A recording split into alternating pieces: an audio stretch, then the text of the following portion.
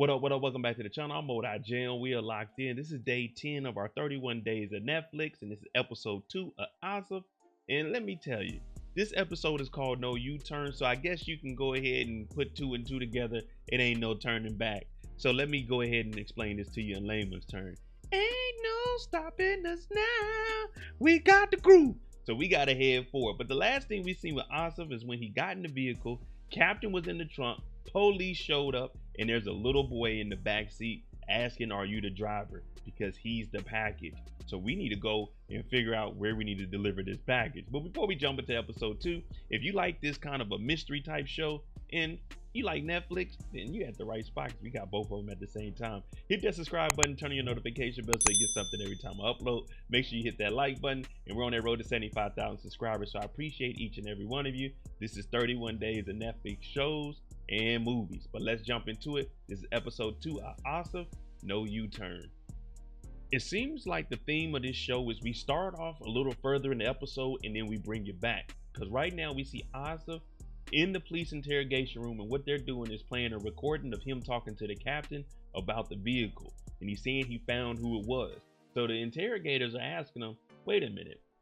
So where's your car at? What's going on here? Why do we have this recording? You were the last person to talk to the captain. Where is the captain? We know the captain was in the trunk, but we don't know what happened to him, how he got there, or where he's at now. Now we flash back to where we left off. The police actually come up and they talk to Asaf while he's in the car. They said someone has noticed this car parked here idle for a while. There's a body in the trunk. There's a little kid in the back. So the cop is asking, what's the kid's name? Now, Asaf, he gets a little nervous. And what does he say? He says his name is Atlas. Atlas is his real son's name, but he had to think quickly because he didn't want the kid to give up anything because he has to drop off this package. He really needs that money. But the cop is like, hey, just get out of here. There's no loitering, no parking here. Get up out of here. So we're safe, but we don't know whose kid this is or where we need to go. Asaf is all kinds of nervous. So what does he do? He takes Atlas over to his wife's house with her own son, Atlas. And he's like, can you please watch him? I just need you to babysit him for a little bit because I have to go do something. Something came up. The co-worker, he left him, and I didn't want to leave the kid by himself. So Sema, she's saying, I don't want to do it. But how does he convince her? He says, I'll sign the divorce papers as soon as I get back. I promise. Damn. He don't want to end this relationship, but he got to make this money.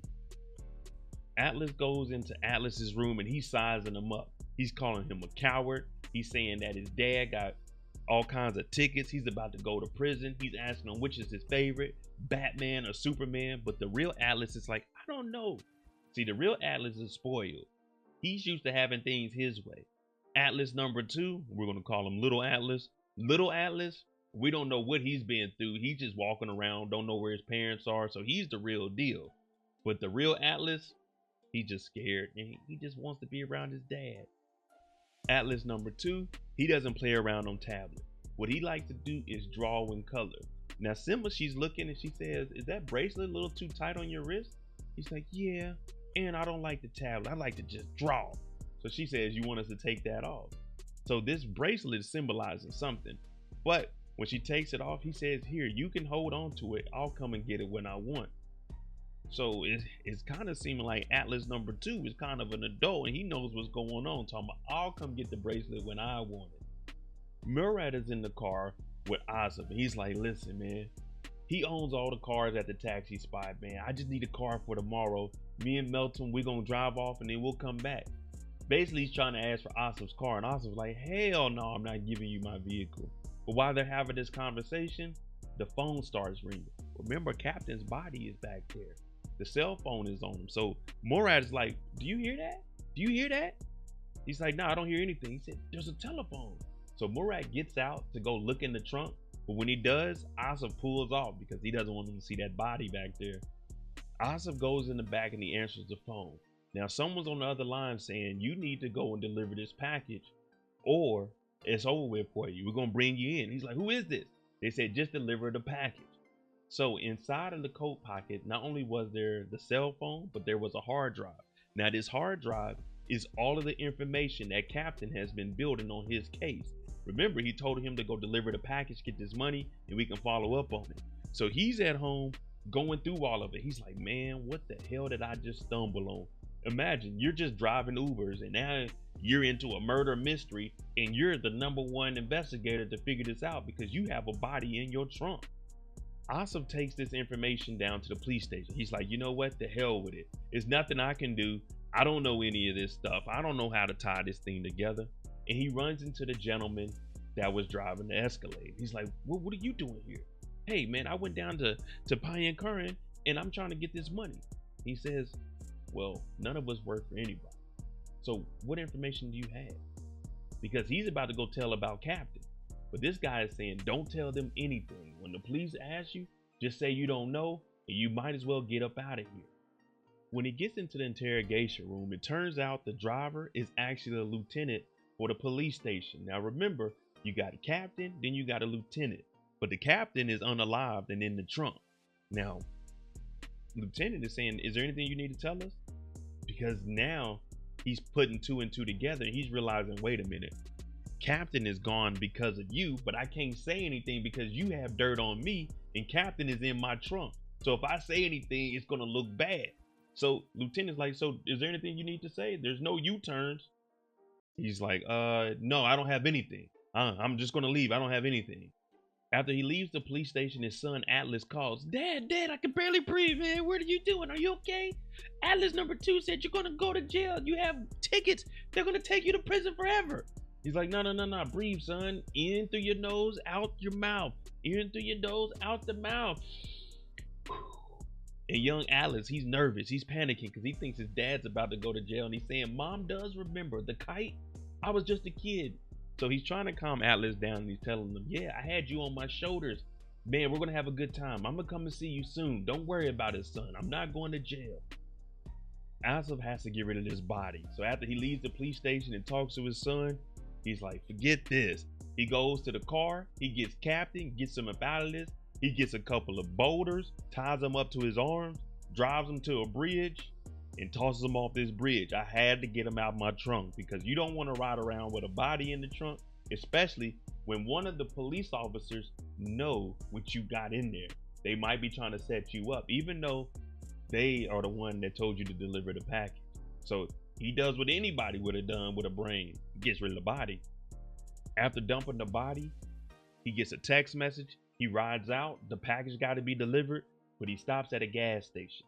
And in here, he's starting to wash his hands because his hands are all cut up from using that rope and from picking up them boulders and then dragging a body 50 feet to throw over a bridge. Now, dragging a body is already going to be heavy, but then you include a boulder and then trying to throw it over a bridge. Man, he's putting blood everywhere though. After disposing of Captain's body, who was actually trying to help Asaf out, he goes back to his wife's house. And when he gets there, he's like, listen, I'll sign the papers. Everything is all right. But he doesn't get to stay there long. Whoop, whoop. That's the sound of the police. They pull up and they came to get him because he went to the police station. He didn't give him no answers. And now we see little Atlas #1, the real Atlas, chasing after the vehicle. Dad, come back, please. Don't go to jail. So Atlas #2, he told him, man, your dad's a coward. He's going to jail. Man, it's looking bad. Now it's time to revisit this precinct, talking to Lieutenant. Lieutenant is saying, hey, what do you know? You left out of here. Can we check your vehicle? He said, how about you go talk to Captain? Now he's all banged up, bruised up. Cops got on him a little bit, but that's neither here or there. And he calls out the lieutenant and says, why don't you ask Captain where he's at? And they're asking, what about your hands? He said, oh, don't worry about this. So right now they're not getting any questions. And what does Asaf say? The same thing Lieutenant told him earlier. There's no U-turns. You really want this answer? Because he now knows that the lieutenant is in on whatever it is. He also knows the lieutenant is the one that may have potentially told him to get rid of that body. So neither one of them want to tell on each other because he needs that money and lieutenant needs this package delivered. Now they're asking him about Nasun. That's the rich guy that actually told him you're going to be driving to make up this money. So they drop a stack of documents here and he's like, I don't know anything about Payan Curran. What are you asking me this for? He actually has his lawyer now and his lawyer's like, hey, you don't have to answer any of this. But he's like, nah, I got this. I don't know anything. So no matter who you question about me, I have no idea. All I do is drive vehicles. My hand's a little banged up, but I don't know anything. He's holding it down right now because that money is calling. Now that they asked him about Nasoon, he has a flashback of everything he was witnessing on that thumb drive. We also see when he goes to the gas station, he leaves a handprint of blood on the window. So he's thinking back of everywhere that he went, and he's also thinking about the files. But remember, he's not saying anything. He's holding it down at this point because he needs that money. So now the police, they're going outside to check that vehicle, because if he did everything right, like the lieutenant told him on the phone, then we won't have any issues. But if he didn't get rid of the body, oh, he's going to prison for life. And the last thing we see, the package was delivered safely. He had to go to the gas station and pick it up. That's where he cleaned up his hands and everything. And the attendant at the gas station made the call to the lieutenant. Your package has been delivered safely.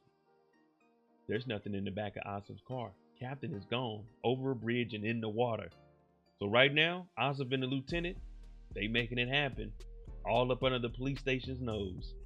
All right, there you go. Episode 2, No U-Turn. Let me know what you think about Asaf. Would you have been able to do what he's doing? Maneuver, get rid of a body, deliver the package, go to the police station, tell them what you don't know, act like you don't know that the lieutenant is involved in this, hold it down and make it up out of this. Now your kid DC, you get arrested, but that's the only downside. But let me know what you think. Could you have done what Asaf did, or would you have been locked up by now? I know I would have still been on the run. I'm MoedotJ. If you like this kind of content, make sure you hit that subscribe button, hit that like button. We're on that road to 75,000 subscribers. This is day 10 and day 2 of Asaf on Netflix, on our 31 days of Netflix TV shows and movies. I'm MoedotJ. Thanks for watching. I'm out. Jimmy on the beat, boy.